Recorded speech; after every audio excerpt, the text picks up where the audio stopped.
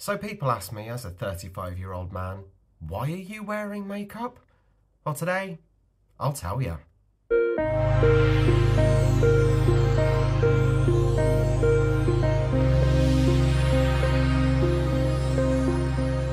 Hello everybody and welcome back to Matt H Does Makeup. This is a safe space where we play, we experiment, we make mistakes because mistakes are how we learn. Now, as I said at the top of this video, I get asked quite a lot, why do you wear makeup? And I thought, what better way to answer that question than by getting into makeup? So just while I'm priming my eyelids, let's start with the basics. A lot of people ask whether or not it's a gender thing or if it's a sexual orientation thing. And I'm here to tell you, it's neither. Not for me, anyway. For me, makeup isn't about expressing sexuality. It's not about expressing your gender. My stock response every time somebody asks me, why are you wearing makeup, is, why are you wearing those clothes? Why are you wearing those shoes? Why have you made these choices? And the answer is because you like it. Because it adds to your sense of identity. And that's why I wear makeup. For me, it's how I express who I am. Not what I am, but who I am. So the eyelids are primed. We're going to be using the Alice in Wonderland 1951 palette from Beauty Bay. Amazing stories behind these Disney palettes. They are all different shades that are taken from the original cells of the original films. So you can be like, yeah, today I'm doing the Cheshire Cat fur.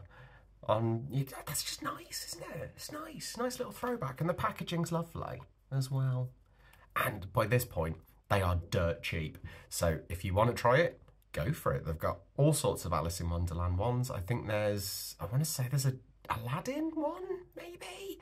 I don't know. Have a Google, and then come back, pop in the comments which ones you found. So let's get back into it. Why do I do what I do? Why have I started this channel? All of those different things. Something rang true to me today, which is why I've decided that I wanted to do this video. I've always found a huge barrier when it comes to men trying makeup, especially if you don't identify as a gay man. Because if you don't identify as a gay man, wanting to do makeup puts you in a very weird box. Don't get me wrong, it's a box that I am happy to live in. I like to I'd say I've owned that box now.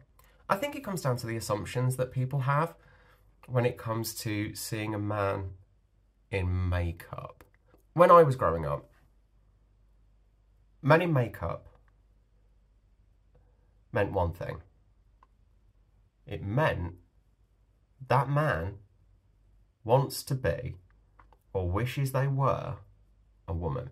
I'm happy to say that I think times are changing now. We are seeing it a lot with different brands coming up with like men versions. The formulas are basically identical, but because they've slapped the word man on it, Revolution, I'm looking at you, it opens up this market that it's okay, which for me is it a step in the right direction? Possibly. Is it enough of a step? We will see. When I was growing up, I wasn't 100% sure about who I was.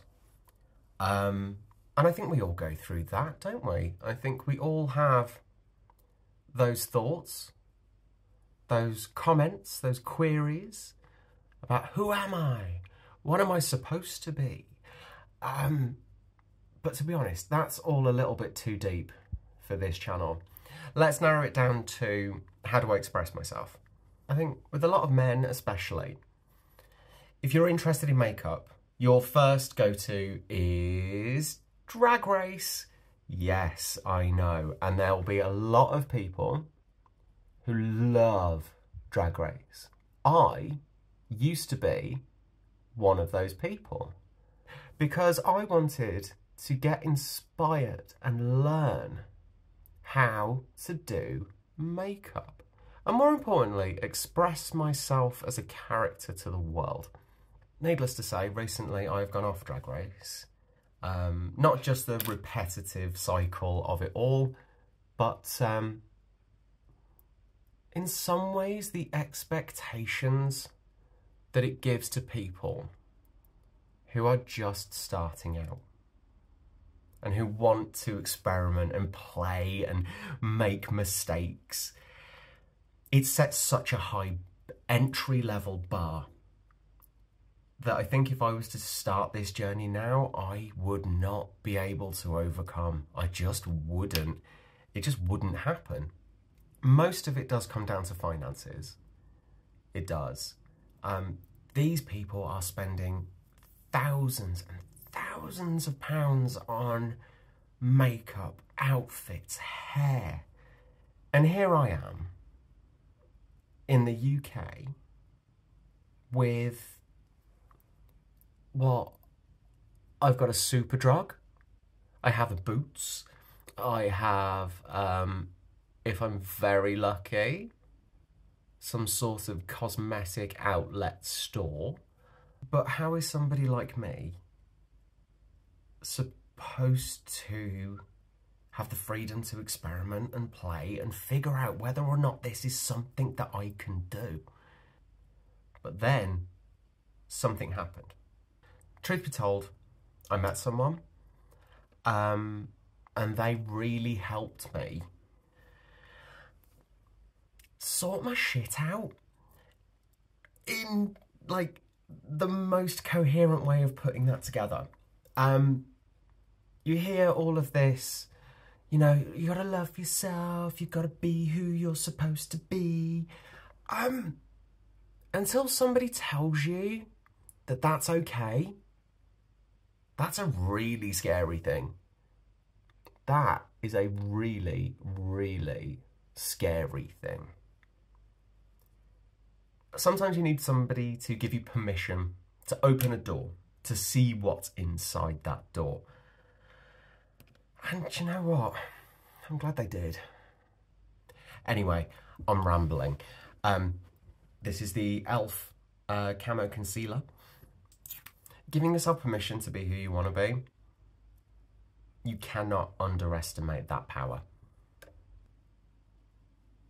Sometimes in life, you get that permission and it opens a door. And that door can lead you wherever you want it to go. Sometimes people slam that door in your face and that can be absolutely heartbreaking. It can. But this isn't that kind of channel. We're not here to gain sympathy. We're not here to do, oh, woe is me, I'm a boy wearing makeup. I'm just a person doing what they want to do and celebrating it. And if we can all get to that point, superb. I would love that. I would absolutely love that. I think when it comes to being that keeper of the door, shall we say, it's a responsibility. It is. And in our community, and by that I mean people who want to experiment, make mistakes and learn. Being in our community, we're all doorkeepers. We are. Because you never know how your words are going to affect other people. And this might be getting a bit preachy, and if it does come across as a bit preachy, soz. But the shadows we cast, and for anybody who's in any form of management, you'll know this. you'll know this. The shadows we cast create a massive impact on how the world sees us, but also how people see themselves. So if somebody's coming up to you and they're being brave enough to open up about their journey in any way, shape or form, professional, personal, you keep that door open. You don't slam it. You let them talk. You let them explain. And you go on that journey together. So in our community, the wearers of the makeup, you have got to be careful, especially if you are in the LGBT space, because people in the community, how they express themselves and how they identify is a hugely personal thing. I just spat then, sorry. It is a hugely personal thing. So the words we say, the shadows we cast, have a huge impact. You've just got to be careful. And I think the main reason that I actually wanted to do this video today, it might be a little bit narcissistic, but I think it proves a point. I was out celebrating something. I don't know, thank you.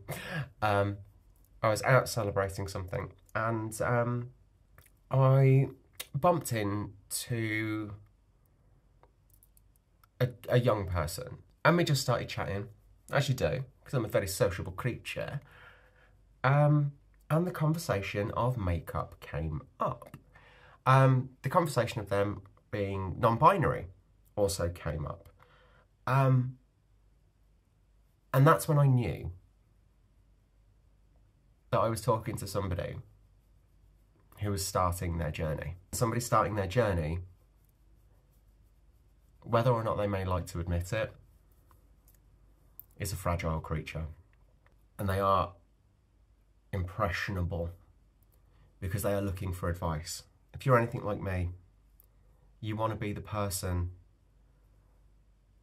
to try and help. You want to impart a little bit of knowledge about the mistakes that you've made in the hopes that they don't have to live through that themselves. There I was, chatting to this young person, and before you know it, the topic of makeup comes up. And do you know what?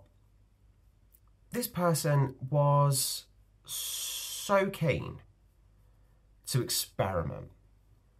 They wanted to play. They wanted to find out whether or not makeup fitted in with the person that they wanted to be. And oh, I was so happy to have that conversation. I was so happy to have that conversation. Because it means the world to me that somebody would ask that of me. I mean, really, come on. It was an honour. It genuinely was. It genuinely was. So the reason I mention this person, and I hope they don't mind me talking about it, because it's all good positive stuff.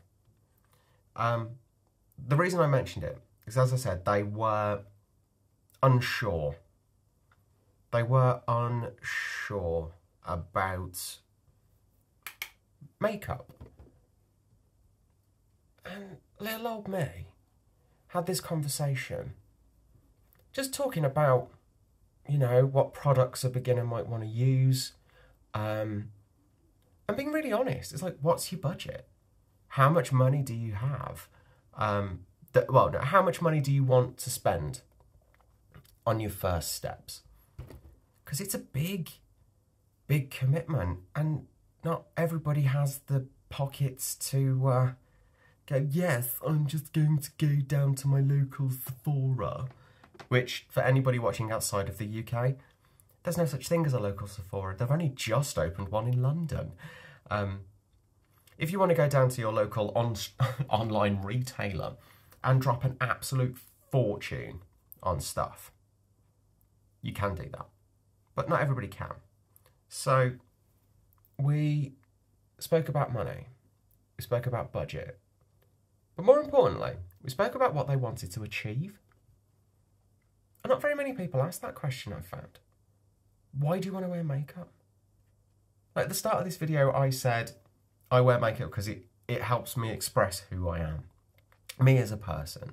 It helps me express that to the world, and it's almost like a shorthand. People see me like this. They can go, right, okay, I understand. But some people want to use makeup to express who they are on a deeper level. Some people, and this is how I started, makeup is a mask. And we are powerful when we are wearing a mask. Ask anybody who has ever performed or has ever worked in customer service. The person that you are at that desk or the person that you are on that stage is not how you are at home. That's a mask that you're wearing. It's a protective layer. That protective layer can be so important. And the more comfortable you are with wearing that mask, the more comfortable you are with letting that mask slip, which is such a moment. Okay, so that's the eyes done. Let's whack on a little bit of lip. And we'll go with the... What is this? It's an elf. It's Berry Queen. I believe it's some sort of lip stain. But we've learnt from this before. We are going to go in with the liner first. This is the Love Triangle Lip Filler Liner in shade Plum. Sometimes when I'm doing my liner, I like to just go into these inside corners here and just darken those off a little bit, just to add a little bit of extra depth. Okay, so there we go. Lip stain on. Always got to do the smell test. Smells all right, which is very, very good. Very, very good indeed. So, topics we've covered. Reasons that I do makeup. It's how I express myself. It's also how I learnt to express myself. 2, the reasons why other people might want to do makeup. 1, they're enjoying themselves as well. 2, maybe it's a mask that helps them discover who it is they truly, truly are, which is superb. But for me, one day, I hope that we all get to the point where we want to wear makeup because we just want to wear makeup. It's fun. It's ridiculous. It's so mind-bendingly stupid. The idea of putting makeup on your face is insane, right? Right. It's got to be. It's absolutely ludicrous. And the pressures that we put on ourselves to make it look a certain way or do it in a particular way, who's got time for that? Find a way that works for you. Find someone that you can listen to that is also listening back to you. If you want to tell, I would love actually to hear your stories about why you got into makeup or the reasons that you wear makeup, so pop it in the comments below. So to finish off this look, we are going to pop a little bit of mascara on because false eyelashes scare me. And this is the Rimmel London Thrill Seeker. Yes, very nice, very nice, very nice. And again, I just blink through it. Oh, I didn't curl my eyelashes. Ah, honestly, doing these videos has completely thrown my rhythm.